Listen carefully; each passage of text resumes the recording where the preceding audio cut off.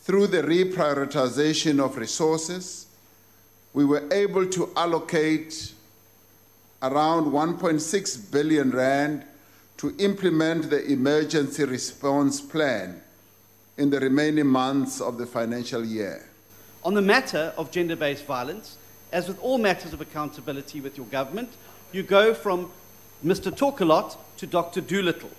You've made endless commitments to ending this. You've again spoken today about talk shops and funds, but these are never followed up by action. Yes, it might look like it is slow, but we are implementing the strategic plan that was drafted by the women of our country and set out in the declaration of the summit that was held in 2018. We are making steps and we are moving forward. It will be a sign of disrespect to those women who are going to work in that council to be told that they are just a talk shop.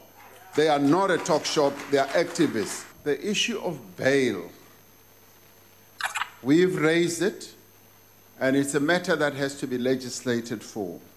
And that has taken a bit of time, I must admit, much too long than I would have wanted.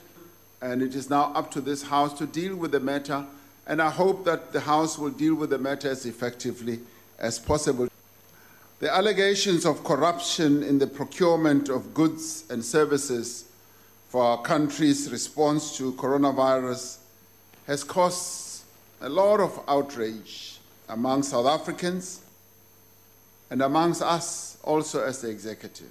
We now need to reform our procurement system so that those who seek to defraud, to corrupt, to profiteer unfairly, we draw a line in the sand that corruption will no longer be tolerated in our country when it comes to procurement and other processes. Do you support Zandile Gumede's elevation to the KwaZulu-Natal legislature? And if not, what are you going to do about it?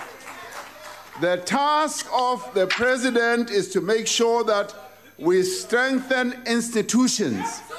We adhere to principle. If you don't rely on the institutions, you will really have a crazy president who will be running around, arresting people, putting them in jail. And South Africa does not want that. South Africa wants strong institutions. Thank you very much.